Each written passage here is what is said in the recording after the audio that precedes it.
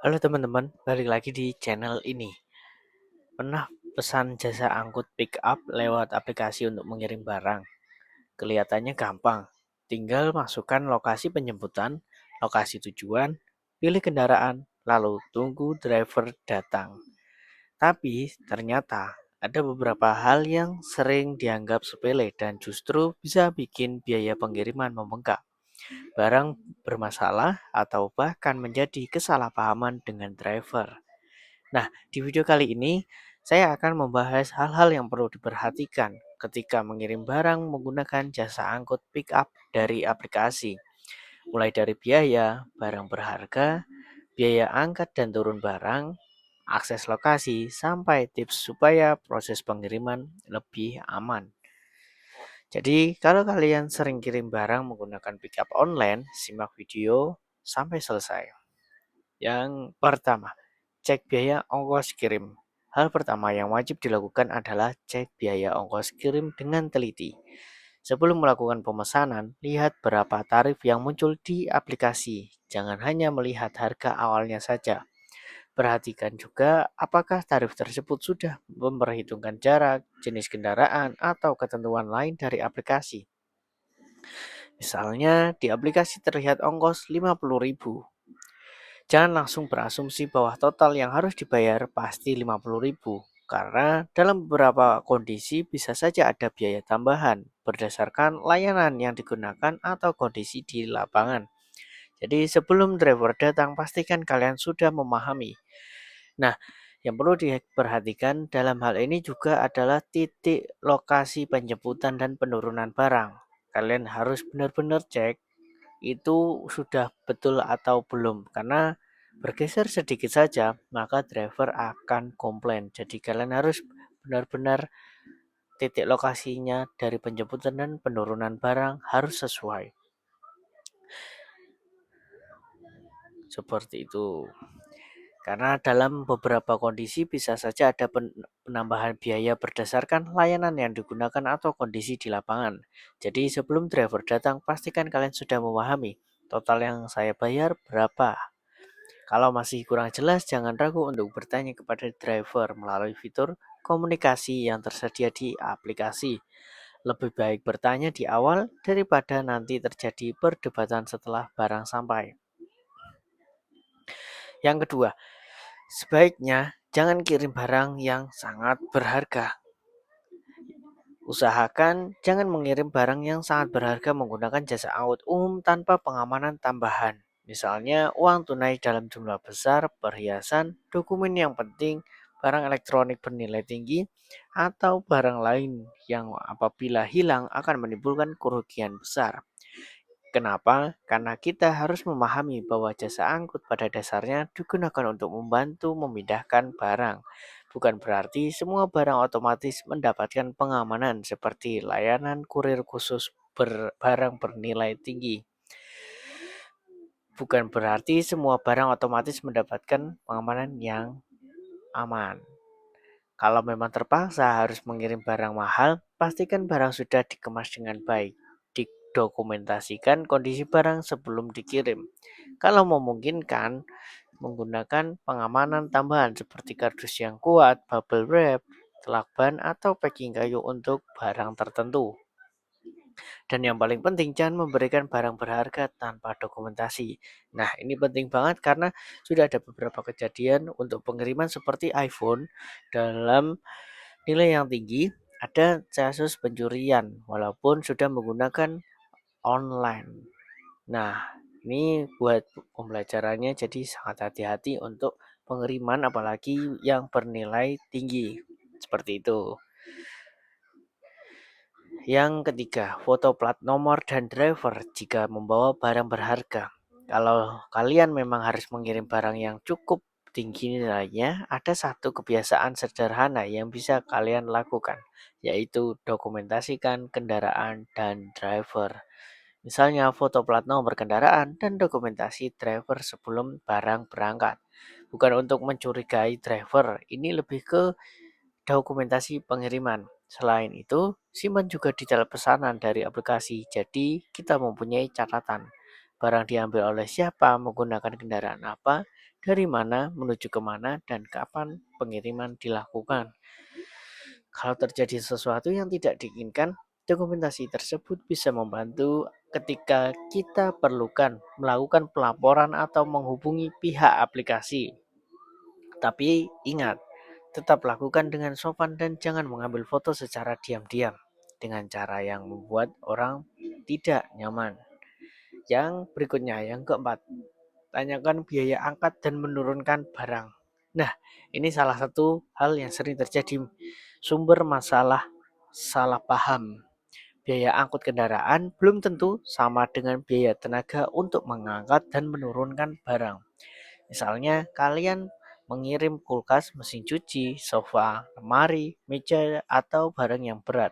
Pertanyaannya, apakah driver hanya bertugas membawa kendaraan atau driver juga membantu mengangkat barang dari rumah ke mobil? Dan ketika sampai tujuan, apakah driver juga membantu menurunkan barang? Ini harus ditanyakan di awal. Jangan sampai kita mengira semuanya sudah termasuk dalam ongkos aplikasi, tetapi ternyata di lapangan ada biaya jasa angkat atau turun barang. Kalau barangnya berat atau jumlahnya banyak, bahkan mungkin membutuhkan lebih dari satu orang, jadi sebelum driver datang, komunikasikan.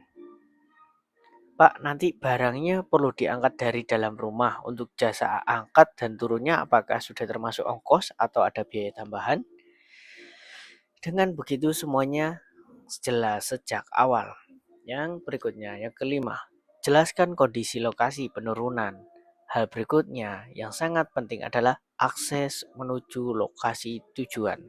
Jangan hanya memberikan alamat di aplikasi, coba jelaskan kondisi jalan menuju lokasi. Contohnya, apakah jalannya sempit, apakah mobil pickup bisa masuk, apakah ada gang, apakah ada portal, apakah jalannya menanjak atau menurun, apakah ada jalan yang hanya bisa dilewati kendaraan kecil. Karena alamat di aplikasi bisa saja menunjukkan lokasi yang benar, tetapi kendaraan belum tentu bisa sampai tepat di depan rumah. Misalnya, rumah berada di dalam gang sempit. Driver sudah sampai di ujung gang, ternyata mobil tidak bisa masuk. Akhirnya, barang harus dibawa secara manual dari ujung gang ke rumah. Nah, kondisi seperti ini sebaiknya dibicarakan dari awal. Kalau memang mobil tidak bisa masuk, cari solusi bersama. Misalnya, barang diturunkan di lokasi yang bisa dijangkau kendaraan, kemudian dibawa secara manual ke rumah. Yang penting, jangan baru memberitahu setelah driver sampai.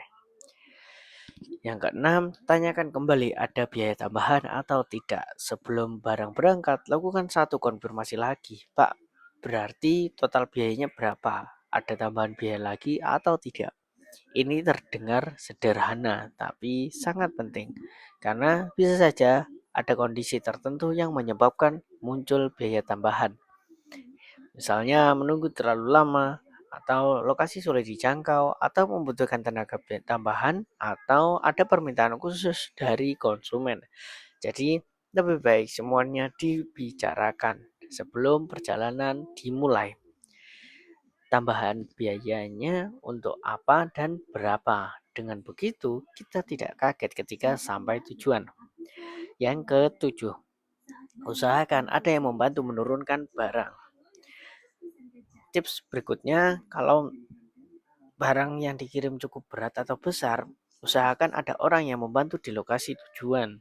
Misalnya kalian mengirimkan kulkas, mesin cuci, kasur, lemari, sofa, atau barang berukuran besar. Jangan hanya mengandalkan driver seorang diri. Selain lebih lama, mengangkat barang berat sendirian juga bisa beresiko terhadap keselamatan. Kalau di rumah tujuan ada anggota keluarga, teman, tetangga, atau orang yang memang bisa membantu, sebaiknya minta bantuan. Dengan begitu, proses bongkar barang menjadi lebih cepat dan aman. Yang kedelapan, foto kondisi barang sebelum diangkut. Selain memotret kendaraan dan driver, foto juga barang sebelum dimasukkan ke pickup. Ambil foto dari beberapa sisi. Kalau ada bagian yang sudah lecet atau rusak sebelum dikirim, didokumentasikan. Kalau barang sudah dikemas, foto kondisi kemasannya. Ini supaya kita mempunyai bukti mengenai kondisi barang sebelum perjalanan. Jadi ketika barang sampai, kita bisa membandingkan kondisinya. Kalau ada kerusakan, setidaknya kita mempunyai dokumentasi yang lebih jelas mengenai kondisi barang sebelum dikirim. Yang kesembilan, pastikan barang aman selama di perjalanan. Berikutnya adalah memastikan barang benar-benar aman ketika berada di atas kendaraan. Barang jangan hanya diletakkan begitu saja. Untuk barang tertentu, mungkin perlu diikat menggunakan tali pengaman. Barang pecah belah sebaiknya diberi perlindungan tambahan. Barang elektronik juga sebaiknya mendapatkan packing yang sesuai. Jangan lupa perhatikan kondisi cuaca. Kalau sedang musim hujan dan barang tidak tahan air, pastikan ada perlindungan seperti terpal atau tambahan plastik. Karena terkadang masalah bukan hanya karena perjalanan, tetapi karena barang terkena hujan atau bergeser selama kendaraan berjalan. Yang ke-10, simpan bukti pesanan dan komunikasi. Tips terakhir yang tidak kalah penting, simpan bukti pesanan.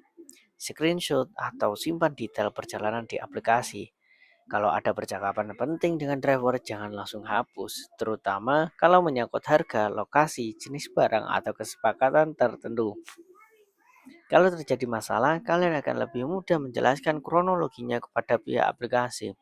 Jadi, jangan mengandalkan ingatan, dokumentasikan, itu sangat penting. Jadi, kalau kalian ingin mengirim barang menggunakan jasa angkut pickup dari aplikasi, jangan berpikir yang penting barang sampai. Tapi pikirkan juga bagaimana barang tersebut bisa sampai dengan aman, biaya jelas, dan tidak ada salah paham. Mulai dari cek ongkos kirim, jangan sembarangan mengirim barang berharga, dokumentasikan driver dan kendaraan jika diperlukan, tanyakan biaya angkat dan turun barang, kondisi akses jalan, tanyakan kemungkinan biaya tambahan, siapkan orang untuk membantu bongkar, foto kondisi barang, dan simpan bukti pemesanan. Karena sebenarnya masalah pengiriman seringkali bukan karena siapa yang salah, tapi karena komunikasi yang kurang jelas sejak awal. Kalau video ini bermanfaat, jangan lupa like, subscribe, dan share ke teman kalian atau keluarga yang sering menggunakan jasa angkut pickup. Tulis juga di kolom komentar pernah punya pengalaman menarik atau masalah ketika kirim barang pakai pickup. Siapa tahu pengalaman kalian bisa menjadi pelajaran untuk penonton lainnya. Sampai jumpa di video berikutnya. See you.